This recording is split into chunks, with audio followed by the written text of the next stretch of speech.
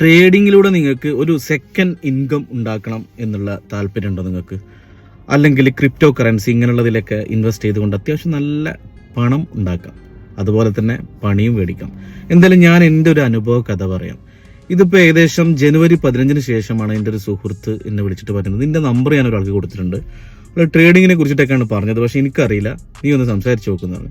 അങ്ങനെ എന്നെ വിളിച്ചു, എന്നോട് പറഞ്ഞു ഇന്ന കമ്പനിയാണ്, US മാർക്കറ്റാണ്, അതായത് gold, crude oil, natural gas, apple, Amazon, പിന്നെ അറിയാലോ US മാർക്കറ്റിന്റെ കമ്പനികളിലൊക്കെ ഇന്ത്യൻ മാർക്കറ്റ് ഉണ്ട്, നമുക്ക് ട്രേഡിംഗ് ഷെയർ മാർക്കറ്റൊക്കെ ചെയ്യാവുന്നത്. നമ്മളിപ്പോൾ ഇവിടെയാണ്, അപ്പോൾ നമുക്ക് ഇവിടുന്ന് ചെയ്യാം. UAE നിന്ന് നമുക്ക് പെട്ടെന്ന് US മാർക്കറ്റിൽ നമുക്ക് വേണ്ട ഡോക്യുമെന്റ് എന്താണെന്ന് വെച്ച് കഴിഞ്ഞാൽ നമുക്ക് നമ്മുടെ പാസ്പോർട്ട്, വിസ പേജ്, നമ്മുടെ 6 മന്ത് ബാങ്ക് സ്റ്റേറ്റ്മെന്റ് വേണം. നമുക്കിവിടെ ഒരു ഫോൺ ബില്ല്, ഇത്തിസലാത്തിൻ്റെയോ ഇലക്ട്രിസിറ്റി ബില്ലോ ഉണ്ടെങ്കിൽ നമ്മുടെ പേരിലുണ്ടെങ്കിൽ അത് വേണം.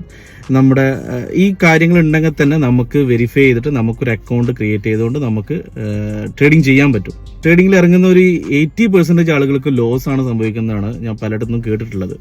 ഒരു 20% ആളുകൾ അത്യാവശ്യം നന്നായിട്ട് പണം ഉണ്ടാക്കുന്നുണ്ട്. ഈ 80% ആളുകൾക്കും ലോസ് സംഭവിക്കുന്നതെന്ന് വെച്ചാൽ പഠിക്കാതെ, മനസ്സിലാക്കാതെ ഇതിലേക്ക് ഇറങ്ങുന്നതുകൊണ്ടാണ്. അപ്പോൾ ബാക്കി നമ്മുടെ കഥയിലേക്ക് വരാം. അങ്ങനെ US മാർക്കറ്റാണ്. അപ്പോൾ ഇവൻ പറഞ്ഞു ഒരു $3000 ഫസ്റ്റ് ചെയ്യേണ്ടത്, എങ്കിലാണ് നമുക്ക് അക്കൗണ്ട് സ്റ്റാർട്ട് ചെയ്യാൻ പറ്റുള്ളൂ. അപ്പോൾ ഞാൻ പറഞ്ഞു, എടാ എൻ്റെ അടുത്ത് $3000 ഒന്നും ഇല്ല എന്ന് പറഞ്ഞു. ഞാൻ ചോദിച്ചു, ഒരു ചെറിയ $200 ആ റേഞ്ചിലേക്ക് നമുക്ക് സ്റ്റാർട്ട് ചെയ്യാൻ പറ്റുമെന്ന് ചോദിച്ചപ്പോൾ പറഞ്ഞു അത് പറ്റില്ല എന്ന് പറഞ്ഞു. അപ്പോൾ ഓക്കെ, അപ്പോൾ അവൻ തന്നെ ഒരു ഓപ്ഷൻ പറഞ്ഞു തന്നു, നിങ്ങൾ ക്യാഷ് ഇടുക, എന്നിട്ട് കുറച്ച് കഴിഞ്ഞിട്ട് വിഡ്രോ ചെയ്താൽ മതി, എന്നിട്ട് പിന്നെ ബാക്കിയുള്ള ചെറിയതാണെങ്കിൽ ചെറുത് ചെയ്ത് പഠിച്ചോളൂ, അതിന് ശേഷം ചെയ്യാന്ന് പറഞ്ഞു. ഓക്കെ, അപ്പം എനിക്ക് താല്പര്യമുണ്ട് ഈ ഒരു ട്രേഡിങ് ചെയ്ത് നോക്കണം എന്നുള്ള. അപ്പം അതുകൊണ്ട് തന്നെ അവന് കാര്യങ്ങളൊക്കെ പറഞ്ഞു തന്നപ്പം ഞാൻ ചെയ്യാമെന്ന് വിചാരിച്ചു.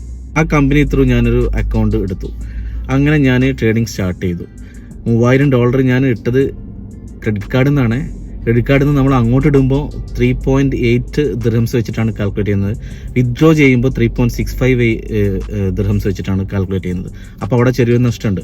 നമുക്ക് മണി ആയിട്ടുണ്ടെങ്കിൽ അങ്ങനെ ചെയ്യാം. പൈസ ഇല്ലാത്തതോട് ഇത് താല്പര്യത്തിൻ്റെ പേരിൽ നിന്നാണ്. എന്തായാലും നമ്മൾ സ്റ്റേറ്റ്മെൻറ്റ് ഡേറ്റിൻ്റെ ശേഷം ഇട്ട് പെട്ടെന്ന് തന്നെ എടുത്ത് നമുക്കത് പേയ്മെൻറ്റ് ഇടാലോ എന്നുള്ള ഉദ്ദേശത്തിലൊക്കെ അങ്ങനെ ഞാൻ സ്റ്റാർട്ട് ചെയ്തു. എനിക്ക് ഫസ്റ്റിലൊരു ഒരാഴ്ചക്കുള്ളിൽ തന്നെ $200 കിട്ടി.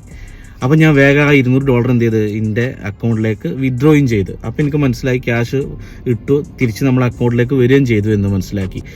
അപ്പോൾ പക്ഷെ പിന്നീട് ഞാനിങ്ങനെ ഈ കമ്പനിയിൽ നിന്ന് നമുക്ക് ഡീറ്റെയിൽ കുറച്ച് പഠിപ്പിച്ചു തരും, പറഞ്ഞു തരുന്നൊക്കെ പറഞ്ഞത്, പക്ഷേ ആളുകൾ വിളിച്ചൊന്നുമില്ല.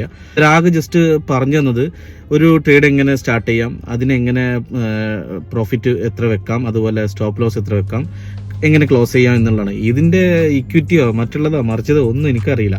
പക്ഷേ ജസ്റ്റ് ഒരു ഐഡിയ കിട്ടിയപ്പം പിന്നെ ചെറിയ ചെറിയ രീതിയിൽ ഞാൻ ചെയ്ത് നോക്കുമ്പോഴാണ് $100-200 എനിക്ക് കിട്ടിയത് ഫസ്റ്റിൽ.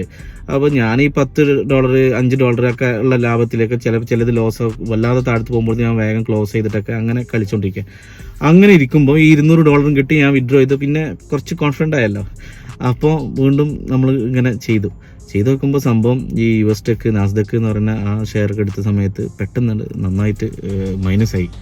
അപ്പം ഞാനിങ്ങനെ ഈ സെയിൽസിൽ വിളിച്ച് സംസാരിച്ചതിനോടൊക്കെ സംസാരിച്ച് കുഴപ്പമില്ല, അത് അങ്ങനെ നിന്നോളൂ, പൈസ ഉണ്ടല്ലോ എന്ന് പറഞ്ഞു. മൈനസ് ആയപ്പോൾ എനിക്ക് ചെറുതായിട്ടൊരു പേടി വന്നു. പടച്ചോനെ, ഇത് മൊത്തം മൈനസായി, പണം പോയി കഴിഞ്ഞാൽ എനിക്ക് പേയ്മെൻറ്റ് ചെയ്യുമ്പോഴത്തേന് എടുത്ത് കൊടുക്കണ്ട. അപ്പം ഞാൻ എന്ത് ചെയ്തു, വേഗം 1500 നേരെ വിഡ്രോ ചെയ്തു.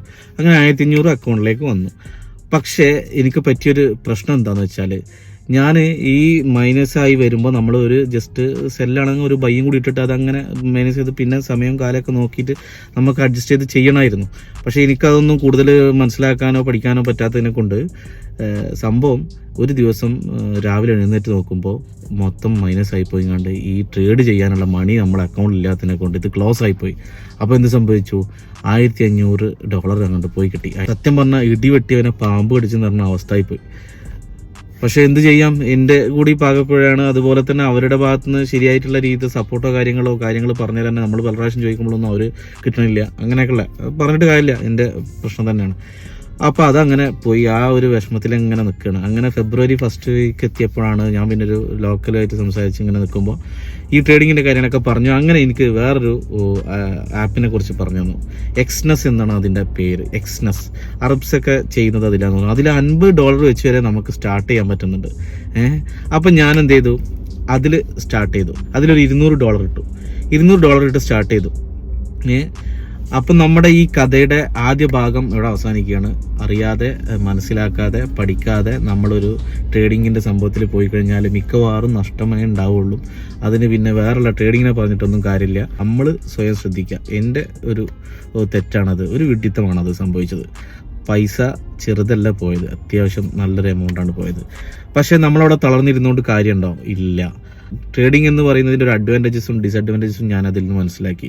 അഡ്വാൻറ്റേജസ് എന്തെന്ന് വെച്ചാൽ നമുക്ക് സമയത്തിനെ ഉപയോഗപ്പെടുത്തിക്കൊണ്ട് നമുക്ക് അതിൽ നിന്ന് എന്തെങ്കിലും ഒരു വരുമാനം ഉണ്ടാക്കാൻ കഴിയും. പക്ഷേ വളരെ ശ്രദ്ധിച്ച് കൈകാര്യം ചെയ്യണം. ഇതിൽ ബിറ്റ് കോയിൻസ് ഉണ്ട്, ക്രിപ്റ്റോ കറൻസീസ് ആയിട്ടുള്ള ബിറ്റ് കോയിൻസ്, ഇത്തേറിയം, മറ്റുള്ള എല്ലാം ഉണ്ട്. പക്ഷേ ഇതൊക്കെ വളരെ സൂക്ഷിച്ച് കൈകാര്യം ചെയ്യേണ്ടതാണ്.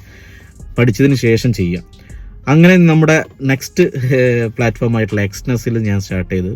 എനിക്ക് ഒരു $200 കൂടുതൽ ലാഭം വന്നു. ഞാൻ വേഗം എന്ത് ചെയ്തു, എൻ്റെ $200 ഞാൻ വേഗം വിഡ്രോ ചെയ്തു. ഇപ്പം ബാക്കിയുള്ള വെച്ചിട്ടുള്ള 200 വെച്ചിട്ടാണ് ഞാൻ ട്രേഡ് ചെയ്തുകൊണ്ടിരിക്കുന്നത്, ചെറിയ ചെറിയ എമൗണ്ടുകൾ. പക്ഷേ ഇതിനൊരുപാട് അഡ്വാൻറ്റേജസ് ഉണ്ടെന്ന് പറഞ്ഞല്ലോ. നമ്മൾ 24 hours ബിറ്റ് കോയിൻസ് ഒക്കെ മാർക്കറ്റ് ഓപ്പൺ, ഗോൾഡ് ഇങ്ങനെയുള്ളതിനൊക്കെ ടൈമിങ് ഉണ്ട്. പക്ഷേ നമ്മൾ ഇതിൽ വല്ലാണ്ട് ഇൻവോൾവ് ആയി കഴിഞ്ഞാൽ നമ്മൾ കൂടുതൽ സമയം അതിൽ കൊടുത്ത് നമുക്ക് സ്റ്റോപ്പ് ലോസോ കാര്യം. പക്ഷെ പഠിക്കുന്ന സമയമായതുകൊണ്ട് ഞാൻ അതിൽ കൂടുതൽ സമയം ഇങ്ങനെ നോക്കിക്കൊണ്ടിരിക്കുന്നുണ്ട്. അപ്പോൾ ഇതാണ് നിങ്ങളോട് ആദ്യഘട്ടത്തിൽ പറയാനുള്ളത്. ട്രേഡിംഗ് സ്റ്റാർട്ട് ചെയ്യാൻ ആഗ്രഹിക്കുന്നവരുണ്ടെങ്കിൽ കുറച്ചൊക്കെ പഠിച്ചിട്ട് ചെയ്യുക. അല്ലെങ്കിൽ സ്റ്റാർട്ട് ചെയ്യുമ്പോൾ ചെറിയ എമൗണ്ട് വെച്ചിട്ട് ഞാൻ ഈ പറഞ്ഞ എക്സ്നെസ് എന്ന് പറയുന്ന ആപ്പ് ഉണ്ട്, അത് വെച്ചിട്ട് നമുക്ക് $50 വെച്ചിട്ട് ചെയ്ത് നോക്കിയിട്ട് ചെയ്ത് നോക്കി അത്യാവശ്യം നമുക്ക് കോൺഫിഡൻറ്റ് ആയാലും തന്നെ പഠിച്ചിട്ട് കോൺഫിഡൻ്റ് ആവണം കേട്ടോ. നമുക്ക് വെറുതെ തോന്നിയതുകൊണ്ട് കാര്യമില്ല. അത്യാവശ്യം നമുക്ക് ഇതിൻ്റെ ഒരു ടെക്നിക്സ്, ഇതിൻ്റെ അപ്പ് ആവുന്നത്, താഴെ പോകുന്നത്, സ്റ്റോപ്പ് ലോസ് എത്ര വെക്കണം, എങ്ങനെ വെക്കണം. ഇനിയിപ്പോൾ വല്ലാണ്ട് സ്റ്റോപ്പ് ലോസ് പോയാൽ തന്നെ നമുക്കതിനുള്ള മറുപടി എങ്ങനെ, പിന്നെ വെയിറ്റ് ചെയ്തുകൊണ്ട്.